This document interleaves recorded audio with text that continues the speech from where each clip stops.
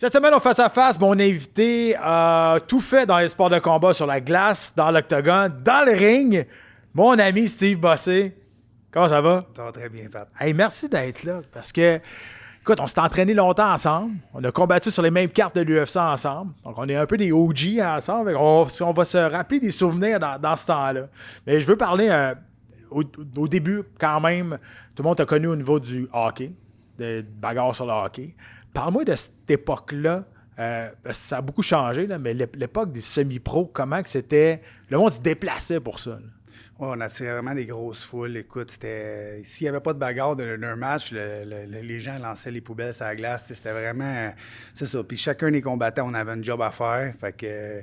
Puis moi, ben, ça m'a amené à... J'ai excellé là-dedans, après 3-4 ans, je pense. C'était un soir, justement, Stéphane Patry, il est venu voir un match à Saint-Jean. Je jouais contre John Mirasti. Puis j'avais pas mis knockout. On avait fait un combat ensemble, vraiment une guerre qu'on avait faite. Puis c'est là que je l'ai mis knockout. Fait que là, il y avait comme 2000 personnes qui criaient mon nom. Et là, Stéphane, il y a 1+1, il a trippé. Il vient me voir après, il dit « T'as-tu le goût de te battre en arts martiaux mix au Centre Bell? » Fait que là, moi, OK, qu'est-ce qu'il faut que je fasse? Fait que là, j'ai commencé à m'entraîner avec Stéphane Dubé. Puis je tombé en amour avec l'entraînement d'arts martiaux mix à MMA. Puis c'est là que ça a décollé. On va en parler justement de ça, des arts martiaux mix bientôt. Parce que là, je veux parler de ta carrière au hockey en premier. Là, parce que le monde qui t'ont connu juste à l'UFC, ils ne comprennent pas comment tu étais dominant sur la glace. Il n'y a pas grand monde, tu sais, vous affrontez tout le temps les mêmes ensemble, parce qu'il n'y a pas grand monde qui était prêt à dropper avec toi. Là. Bien, le plus spécial là-dedans, c'est qu'à chaque année, on est comme 3-4 bagarreurs par équipe, qu'on se bat contre les 3-4 autres de l'autre côté. Mais l'année d'après, il y a des échanges qui se passent. Fait que là, ton chum, ton buddy, que tu as créé des liens avec, il est rendu de l'autre bord. Puis là, on a un job à faire. C'était des jobs, on se battait, ça se faisait dans le respect. Mais au bout de la ligne, on se connaissait tous, on était tous à quelque part des chums, tu sais. Mais moi, c'est ça. Au début, j'étais pas... c'est quand j'ai commencé à me battre plus open, qu'on peut dire, là, parce qu'au début, j'étais comme plus de la lutte. Comme peur de te faire frapper, peur de te faire knocker. Tu veux pas te faire knocker, tu sais. Fait que... Mais quand j'ai commencé à manger des coups, c'est là, en étant open, c'est là que tu en reçois, mais c'est là que tu en donnes. Puis là, les knockouts ont commencé à s'accumuler, puis là, la confiance allait embarquer, puis là, c'est là que ça... Là, à point nu, là, vous êtes des malades, là. Tu regardes ça. Point nu ou des petits gants, tu sais, c'est pas une grosse différence. Parle-moi des combats que tu te rappelles légendaires que tu as eu, parce que là, tu as parlé de John Mirasti, qui est un des noms les plus connus qu'on parle. On parle de combattants. Il y a eu des Thériault qui étaient là, il y a eu des Patrick Côté qui étaient là aussi, pas moi, mais un autre qui s'appelait ce nom-là. Parle-moi des combats que tu te rappelles sur la glace, vraiment, là, parce que tu les as tout fait, puis t'en as pas perdu grand, là, si je me trompe pas. Là. Ouais, j'en ai perdu quand même, ouais, mais je pense que ma fiche est positive. Ouais, pas à peu près. Écoute, les combats avec John, c'est légendaire. On a créé vraiment une bonne rivalité. On a fait vraiment des combats spectaculaires. Souvent, j'ai gagné, mais le combat qui a eu le dessus sur moi a été tough. Il faut toujours me rappeler, c'est ma soeur dans ce temps-là. Il n'y a pas beaucoup de... les caméras, c'était pas comme aujourd'hui. C'était ma soeur qui filmait. Fait que là, tu l'entends, puis là, de manière, ça va pas bien, je finis, j'ai mon gilet, il est plein de sang, puis là, j'ai un œil de fermé. Moi, j'étais chanceux. À Saint-Jean, on avait quelqu'un pour nous recoudre, dans le fond, quand on avait des coupures. Mais le propriétaire du gars, Steve, c'est correct, ta job est faite à soir, va te reposer dans l'estrade. Et il disait, oui, John est parti à l'hôpital parce que les autres n'avaient pas pour se refaire coudre. Fait que là, entre les périodes, d'une année, la période elle commence, qui que je ne vois pas arriver? John. Je dis, tabarnak, là, je donne ça à ma soeur, je me retourne jouer. Mais là, j'ai plus de gilet, mon gilet est tout déchiré. Je rentre, ils me donnent un autre gilet, là, ils veulent pas pantoute que j'y aille. Je m'en vais sur le banc, j'ai l'œil fermé, je suis défaite raide. Puis là, John n'a pas voulu y aller, puis c'était une bonne affaire, là, mais c'était juste l'orgueil. Entre autres, c'est ça, des combats légendaires avec John. Joël Thériault, on s'est affronté une fois. Puis ça a été spécial parce que moi, Joël, quand j'arrivais à Verdun en 2003, c'était comme un peu mon mentor. C'était comme lui, vraiment le numéro 1 de la Ligue. Fait que j'avais beaucoup de respect pour lui. Fait que le fait que là, une année, c'est ça. On était rendu, là, moi, j'étais devenu un numéro 1. Là, il était rendu à Saint-Georges. Puis à chaque fois qu'on jouait un contre l'autre, il y avait une blessure ou une suspension d'un côté ou de l'autre. Fait qu'on ne s'était jamais affronté. Okay. Fait qu'on s'est affronté une fois à Saint-Jean, tu sais. C'est ça, ça fait qui était attendu, ce combat-là, par les fans. Oh, oui, vraiment. On va se le dire. Oui, vraiment, tu sais. Puis c'est ça, ça avait bien été. Écoute, Dean Méran aussi, un de mes bons copains, c'est à cause de lui que je suis arrivé dans la ligue. Il était venu travailler dans le bois de chauffage dans l'été qu'il était là dans le temps qu'il jouait aux missions de Saint-Jean. Là, moi, j'ai dit, hey, je faisais ce job-là et tout, junior 3A, je suis sûr que je serais capable. Fait qu'il m'a amené, on s'est tiraillé sur la glace, puis c'est lui qui m'a présenté au DG de Saint-Jean à l'époque. Mais moi, j'appartenais par territoire à Verdun. Fait que j'ai pas pu jouer à Saint-Jean. Même si j'habitais à Saint-Jean, j'ai joué à Verdun. Fait que c'est ça, c'était spécial. On développait des liens d'amitié, mais il fallait quand même s'affronter. Mais c'est ça qui est drôle parce que c'est un peu on fait un peu le parallèle à des combattants d'arts martiaux mixtes. Ça se tape dessus, les gars finissent ensemble pendant 15 minutes, 25 minutes, puis on se prend dans nos bras, puis c'est le gars, bon travail, beau show.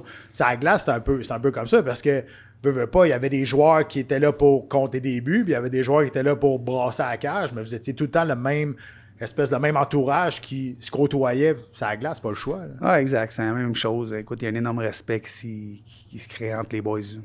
Quand tu as fait tes débuts, moi je m'en souviens, quand tu as fait tes débuts au Centre Bell, en arts martiaux mixtes avec tes KO, il y avait du monde. Tu avais amené tous tes fans de hockey, ils étaient venus. Je m'en souviens, il y avait du monde, puis pas à peu près. Puis ça avait été un grand succès parce qu'on se demandait un peu, voyons, Steve Bossé qui arrive, qu'est-ce que ça va donner dans un vrai combat? Nous autres, on appelait ça des vrais combats. Là. Un combat dans un octogone avec des gants, qu'est-ce que ça va donner? Puis, Colin, t'es arrivé avec ta foule, avec tes partisans, puis ça a bien été. Là. Ouais, vraiment. Puis je pense que c'est ça qui a fait aussi, tu sais, l'ardeur que j'ai mis à l'entraînement, c'était tout le monde disait « Ah non, c'est pas un vrai fighter, c'est un bagarreur, c'est un goon, tu sais. » Mais moi, comme je t'ai dit tantôt, quand j'ai commencé à m'entraîner, j'ai tellement aimé ça, puis pour vrai, j'assimilais bien les techniques, tu sais. Il y avait quand même un temps, il faut donner un temps à l'athlète d'apprendre surtout en jiu-jitsu puis en lutte, mais ça a quand même bien été de mon côté. Puis les premiers combats ont déboulé, puis on a accumulé les victoires. Mais qu'est-ce qui a aidé, c'est ça, c'est que j'étais arrivé avec mon crowd qui m'ont suivi. Ouais. Mike Micklette, à l'époque, il m'a donné un gros coup de main. Lui, il se présentait dans toutes les arénas quand je jouais, puis il vendait les billets. Fait que là, les fans, eux autres, ils voulaient venir voir ça. Fait que ça l'a amené une autre clientèle qui ont resté par la suite, j'en suis sûr, tu sais. Qui ne connaissaient pas ça, tu sais. Fait que je pense que ça a été un plus autant pour l'organisation que pour moi. Là. Ben, t'étais spectaculaire sur la glace, tu as tout le temps été dans l'octogone aussi. Mais est-ce que tu as senti quand tu es arrivé, vu que tu venais du hockey, une espèce de. On appelait ça des goons de hockey, nous autres, dans ce temps-là, as-tu senti que ça a été difficile de t'intégrer ou ben non, tu t'en foutais bien raide? Là? Écoute, c'est sûr que quand je suis arrivé, tu sais, j'ai comme sauter les étapes, je te dirais, j'avais des commanditaires qui m'ont appuyé tout de suite par ma popularité que j'avais sur la glace. T'es arrivé main event? J'étais arrivé, co-main event, c'était toi qui étais main event. Je me souviens pas, mais en tout cas, peu importe. Moi, je me souviens parce qu'on s'était battus sur la même carte, puis le monde qui était déjà dans tes KO un peu, il était là, pourquoi ils l'ont mis en co-main event ou peu importe, qui donne cette place-là. Mais quand on voit le monde que tu as fait déplacer, on l'a compris. Oui. Écoute, c'est sûr que j'ai eu des preuves à faire. Je comprends l'athlète c'est sûr que ça a dérangé que j'arrive de même, mais c'est comme ça. C'est grâce au hockey que j'ai pu faire le tremplin vers les arts martiaux mixtes. Puis c'est ça. Je suis vraiment content de l'avoir fait de cette façon-là. Pensais-tu te rendre à l'UFC quand tu as commencé ça? Non. Ça s'est fait rapidement, ça aussi. C'est ça. L'UFC, c'est comme la Ligue nationale. Je veux dire, mais quand j'ai commencé à accumuler les victoires, puis on disait tout le temps, il faut que tu aies battu un gars du UFC pour aller au UFC. Mais là, moi, ça faisait 3 que je battais. Là. Mais là, ça se passait. J'amenais tellement du monde, quand je me battais à Montréal, que, le monde ne voulait pas trop, surtout le promoteur de l'époque, c'était pas alléchant pour lui de m'envoyer au UFC. Ouais. Fait que, il forçait peut-être pour me rester ici. Fait que c'est peut-être ça qui a fait que ça a pris plus de temps, mais en même temps, c'était parfait. Je me suis encore plus développé. Puis quand j'étais arrivé, j'ai pu faire mon petit bout de chemin qui me restait à donner, puis je suis content d'avoir fait ça de même. Là.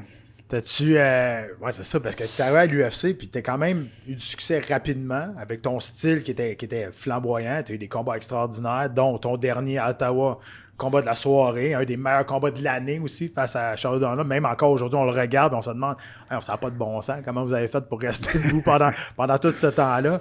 Puis moi, je veux te parler justement de ça, parce que tu as fait 4 ou 5 combats à l'UFC, mais t'as fini sur une séquence de victoires. T'as fini sur 2 victoires de suite. Puis ton dernier combat en 2016, puis après ça, t'as quitté.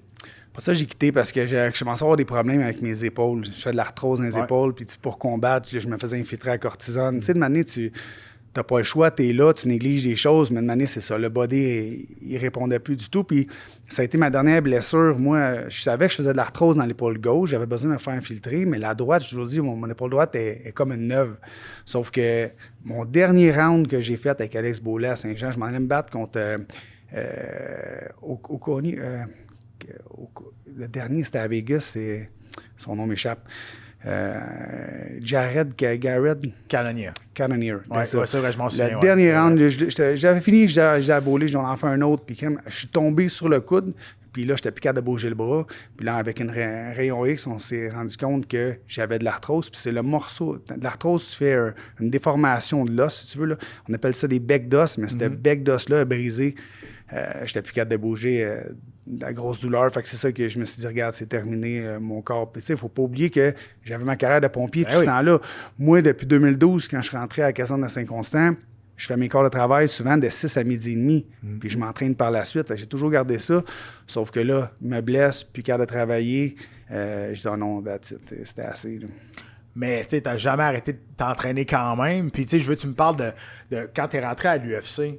Est-ce que c'était un peu surréel? Parce que, tu sais, un gars qui vient du hockey, hein, puis tu as eu de la difficulté peut-être à faire croire au monde que tu étais un vrai sportif de combat d'arts martiaux mix. Là, tu arrives à l'UFC, c'était peut-être plus une espèce de doigt d'honneur à tout le monde. Dire, vous pensez que je n'aurais pas été capable?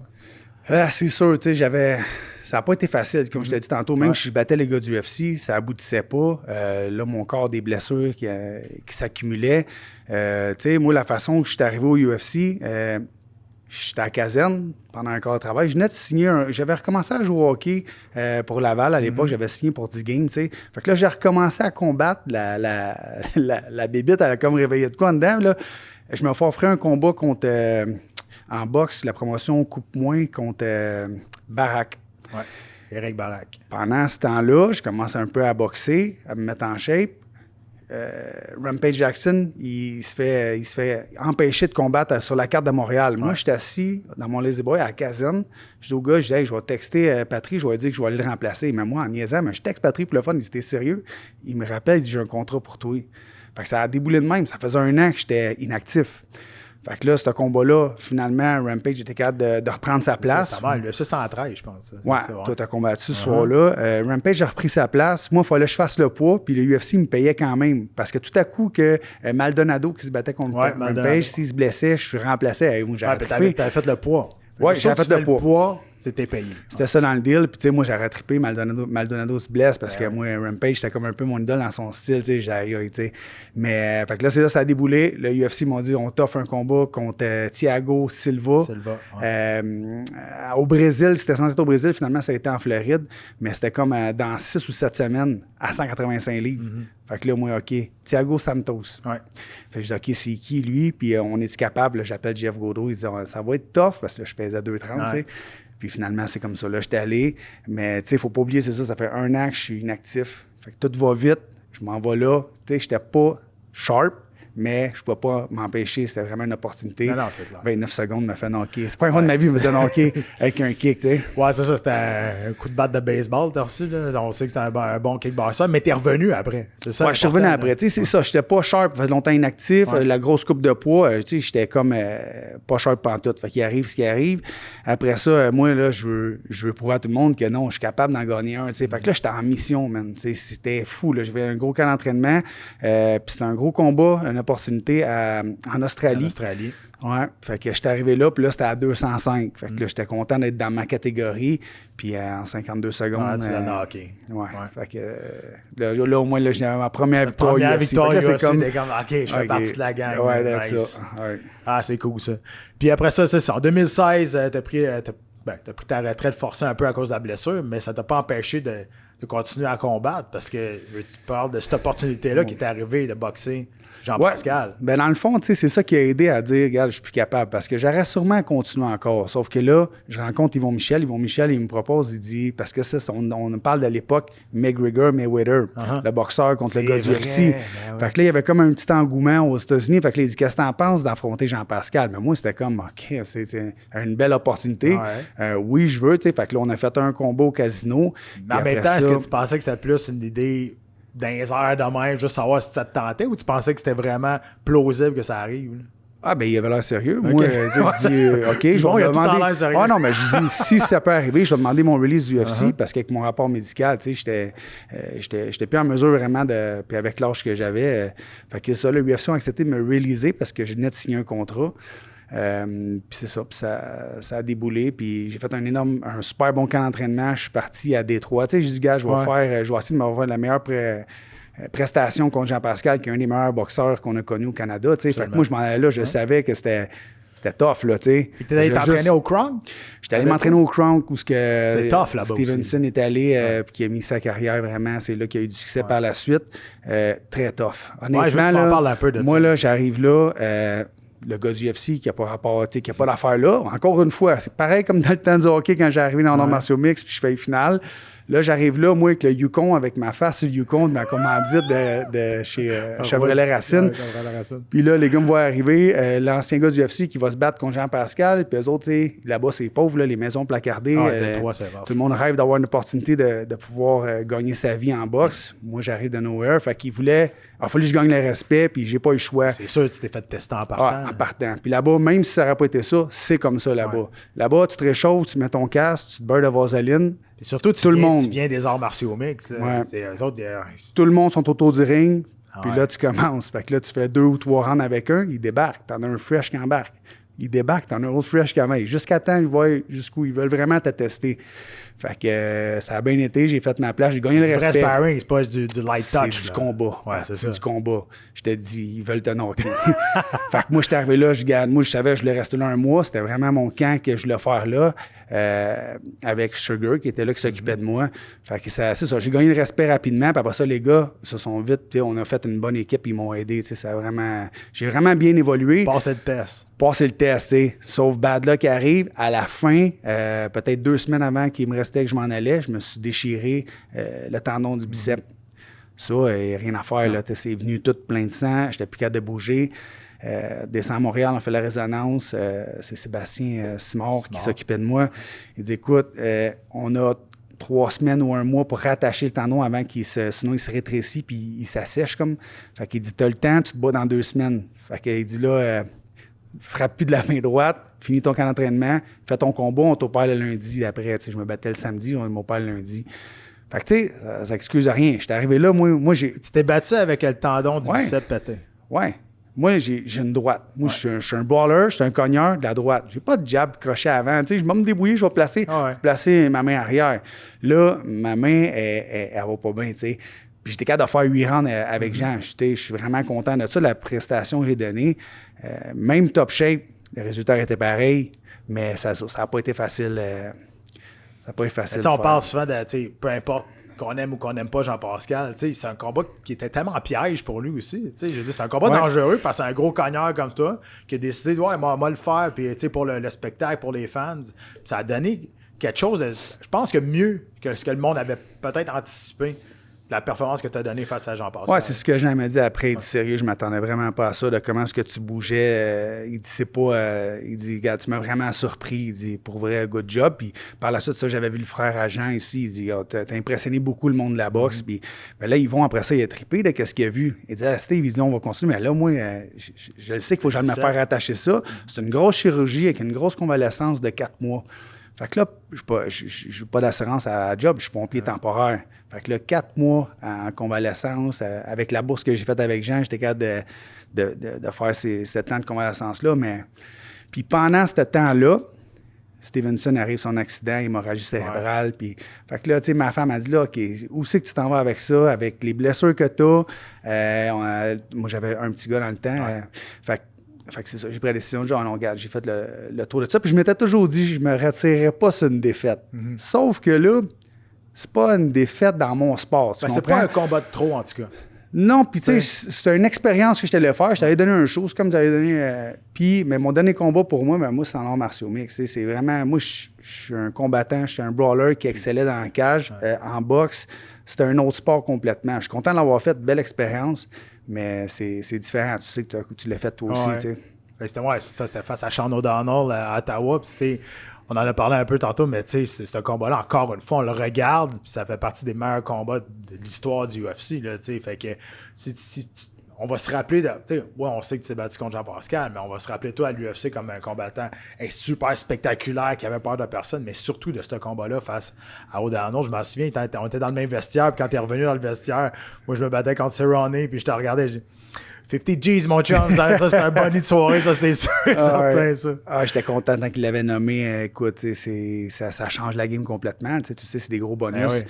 Mais ouais, puis tu sais, Sean, à chaque année, il repasse. Puis tu sais, on a gardé contact. Puis là, cette année, il me dit comment ça va? T'es-tu à la retraite? Je dis ouais, tu sais, je fais juste m'entraîner par plaisir à la caserne tout. Fait que il dit, moi, je devrais m'entraîner plus. Il dit, je ferais un comeback, on pourrait la refaire. Il dit, bah, ça qu'on a le 2. Là, ça arrive, il y a de quoi, tu sais. Ah ouais, ben, ça meurt jamais. Ça meurt jamais, Pat. Tu sais quoi? Je suis pas retourné dans un gala depuis Jean-Pascal. Ah ouais, hein? Puis je me suis fait inviter. Puis je voulais aller encourager justement Jean avec New Era. Puis Yann, tu sais. Yann m'avait 2 bons billets. En dernier, je suis pas retourné là. Je me suis pas réentraîné en sport de combat parce que j'ai peur que ça réveille la bébite. Tu comprends? J'ai peur de vouloir voir un gars-là, t'as peur que ça t'en remette. Je pense que là, je commence à être prête. Puis je veux retourner sur le tatami puis tout. Mais ça reste... par plaisir et non pas par plaisir, mais ça reste qu'il y a une petite crainte que j'ai peur que ça... J'ai trop aimé ça. J'aimais ça, combattre. Tu sais, j'aimais vraiment ça. Parle-moi justement, c'est ça, la décision que tu as prise parce que tu as écouté ton corps, tu n'as pas écouté ta tête. Pour prendre ta retraite. C'est ça. Mon âge, mon corps, moi, j'ai une job, tu sais, je suis pompier permanent, tu sais, j'ai des assurances, tout ça. Fait que là, tu sais, je vais-tu mettre ça en jeu, tu sais, je suis rendu, puis là, veux pas, on vieillit, là, qu'est-ce que je vais avoir 45 ans. Fait que quand O'Connell, il me dit ça, il dit, on fait-tu bare knuckle? Mais là, tu sais, moi, j'ai tout le temps, pour vrai, là, bare knuckle est arrivé trop tard là-dedans, la popularité de bare knuckle, parce que c'était comme un sport fait pour moi, ça. Tu comprends? Moi, là, ce que j'aimais, c'est rentrer. Là, dès que ça clinche un peu, il sépare. Puis point nu, des rounds de 2 minutes, 5 rounds de 2 minutes. Puis tu sais, je te dis, mais il faut savoir passer à autre chose. Des friseurs. Non, mais je m'ennuie de ça. Les lumières, le combat, l'adrénaline. Ça, c'est une affaire. Mais puis après, je veux pas, tu sais, on check, on a un beau montant d'argent qui se dépose dans le compte. Là, qu'est-ce que tu fais? Ben, tu en profites avec ta famille, tu te passes du bon temps. Mais il faut se ramener. Ça va tout le temps être là. Puis tu sais, je suis d'accord avec toi. Toutes ces sensations-là que ce sport-là nous a fait vivre, des sensations fortes, on n'est jamais capable de recréer ça ailleurs. Fait que c'est ça qui est dangereux. C'est ça qui est trigger de dire, quand même, peut-être juste une dernière fois, juste de revivre ces sentiments-là, ces feelings-là. Puis c'est ça, des fois, il faut être plus intelligent que le sport, parce que le sport, lui, il peut être dangereux pour nous autres. Là. Ouais, puis tu sais, j'ai la chance justement avec ma job, puis je suis à l'aise, tu sais, j'ai pas besoin de ça. Mais quelqu'un qui a rien, puis continue, tu sais, moi, je me rappelle à l'époque, en 2010, quand j'étais allé faire mon cours de pompier, les gars au Tristar, pourquoi tu fais ça? Moi, j'étais sur le bord, tu sais, je venais de battre 2 gars du UFC, j'étais sur le bord d'y aller, tu sais, ma carrière était pour exploser, mais moi, je savais que c'était une blessure, puis c'est fini. Moi, à chaque combat, je me cassais à la main droite, puis j'avais tout le temps un corset de la droite, je savais, je voulais le mettre après le combat, mais j'avais lui de la gauche, j'espérais pas me péter les deux. Tu sais, c'était plusieurs blessures de même, fait que l'après-carrière que j'ai préparée, puis aujourd'hui, ben, je suis pas obligé, tu sais.